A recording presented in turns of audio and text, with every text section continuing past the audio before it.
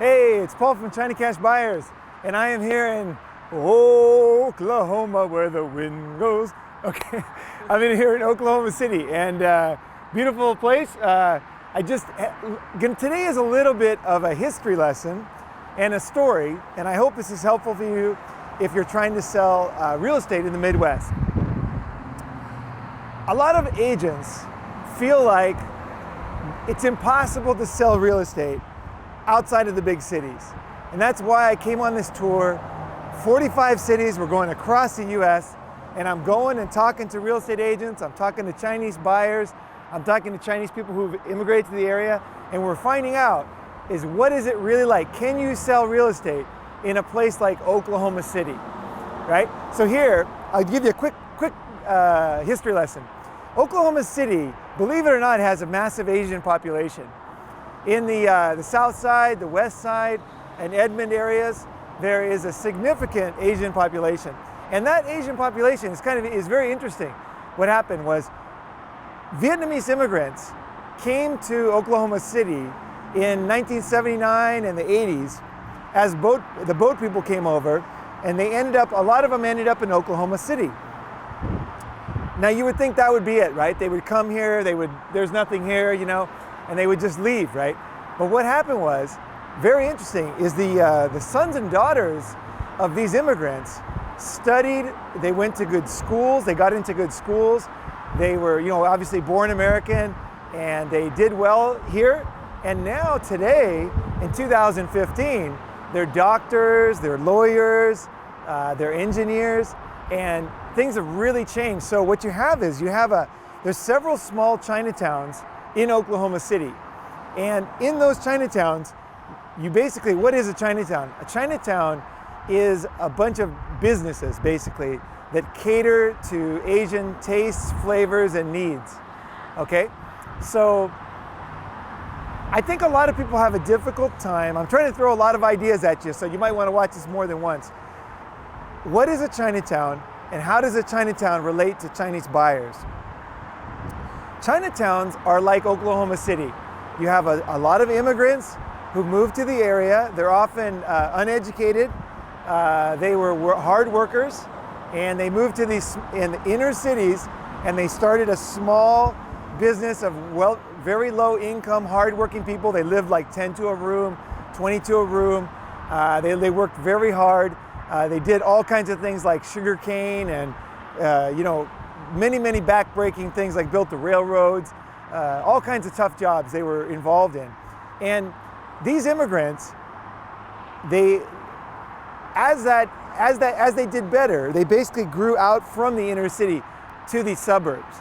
So that's what we have today. We have wealthy Chinese families and Vietnamese families living out in the suburbs, but you still have the Chinatown.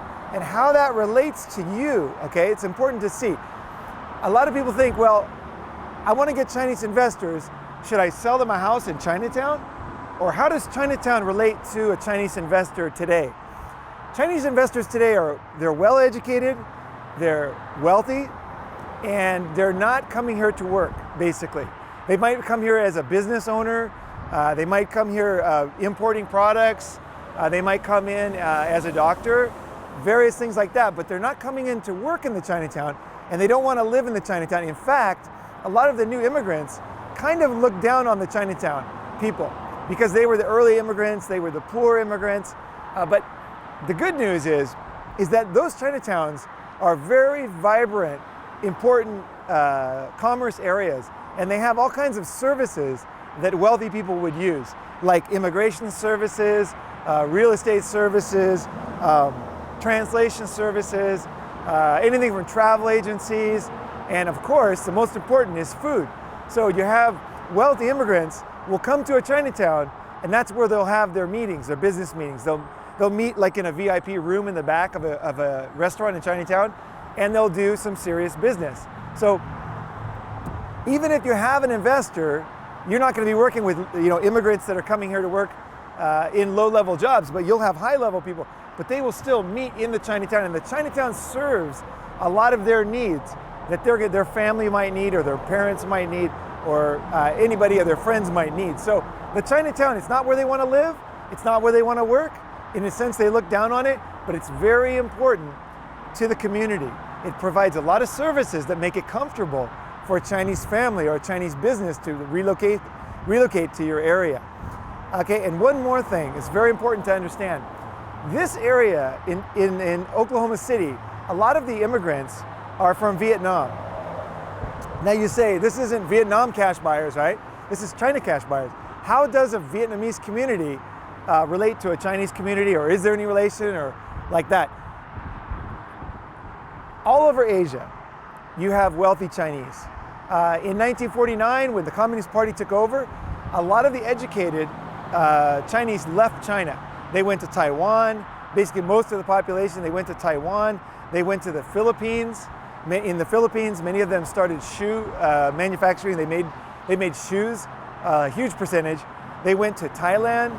They went to Malaysia. They went to Japan. They went to the UK. And of course, they came to the US and Canada and all over the world.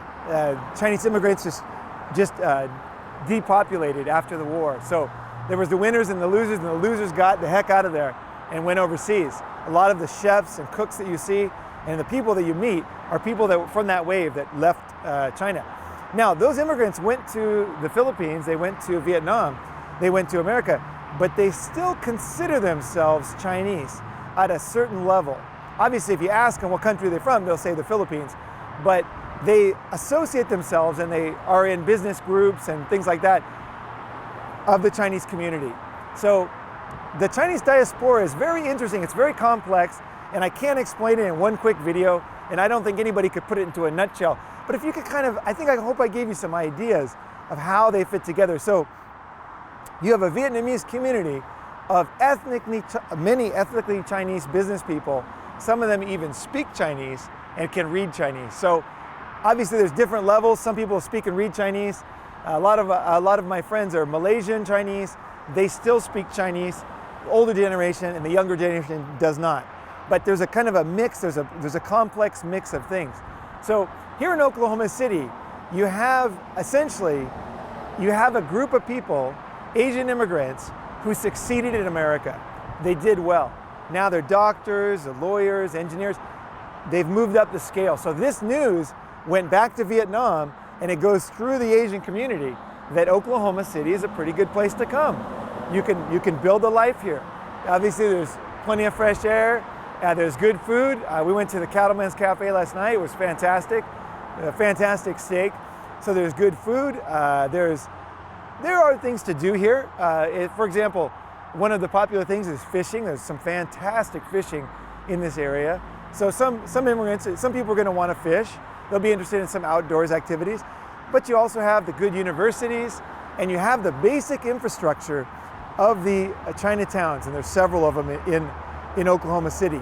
So I hope I've dispelled the myth that Chinese will not buy in your area, because even here in Oklahoma City, which is definitely not one of the famous places that Chinese buy, there is a significant Chinese and Vietnamese population, and it's growing, and the news is good. You know, some areas the news is bad. You know, Chinese immigrants go to the area and they don't do well, and they kind of, the Chinatown kind of disintegrates and people move out of the area. Oklahoma is the exact opposite. There's several Chinatowns. There's an old Chinatown, and those areas are vibrant, businesses growing, and the suburbs are now filling up with these wealthy families of these immigrants, of these Chinese and Vietnamese immigrants. So what I would do if I was you, if I was an agent, is I would try to document as much as you can about what makes life comfortable for an immigrant in this area, for the immigration investors. For the education investors, I would talk about the University of Tulsa. I would talk about all the good universities in this area, and I would go and I would take a picture. I would talk to as many people as I can, like if there's Chinese students. I've met several Chinese students here in this area. I would talk to them, try to get some information from them, learn more why they're here, what they think about it. I was just on a Chinese blog this morning, and one of the students, Chinese student, said it's like their favorite place in the world. So, you know, you never know. So find these stories, put them on your blog, show that investors could invest in Oklahoma City because it's a lower crime, high education, clean air environment, good for investing, low cost, not like California. And for the immigration investors, you have the strong infrastructure, you have the successful children, and then for the education buyers, you have the great schools in the area. So there you go. There's my pitch for Oklahoma City.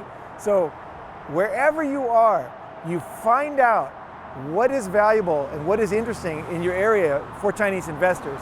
And I think you'll find that wherever you are, Chinese investors are coming there too. So if you're prepared and you understand how your area looks it's a sense, I think of it as like X-ray glasses. You have your X-ray glasses on and you can see what's interesting to your potential clients. And if you present that on your email, on your website, on your videos, on your WeChat, on your Facebook social media, and you present those interesting things, you will draw people to your area. And the last thing I want to say is, in an area where there's not a lot of new Chinese investors, or it's not like a well-known area, as an agent, if you set yourself up as the agent helping Chinese in your area, and you have like a authoritative blog and you're adding to it, just very simple stuff. You're just asking around, finding out information, putting it on your blog about what Chinese would find valuable. You will much easier you will be seen as the go-to agent. Whereas in an area like San Francisco, where you have tons of like super sophisticated high-end agents who speak Chinese and are Chinese, and they have teams and researchers and translators, very tough to break in, or a little more tough. Here in Oklahoma City, it's relatively easy. You can do it as a side. You can build your Chinese clientele on top of your current clientele. And that's what I recommend. I don't recommend that you just ditch all your clients and go just for rich Chinese investors. Keep your clients and slowly build your Chinese clientele on top of that. And as demographics change, you'll be very glad you did. So thank you for watching. So we're off to Nashville now, and I will get our next blog from Nashville, Tennessee, and we'll see what's there for Chinese investors and Chinese buyers. Thank you very much for watching. Below, in the box below, there's a form. You can click on that link, and you can sign up for our Education Buyers webinar, which I'm going to teach you all the things you need to do to find those education buyers. So the students that are coming over and the parents that are buying houses for them. So look below at the link, sign up for the education webinar, and I will go ahead, it'll be a 1-hour free webinar. I will give you everything you need to know about how the education buyers think, where to find them, and how to position yourself. So thank you very much for watching. Paul Saylor from China Cash Buyers signing off from Oklahoma City, Oklahoma.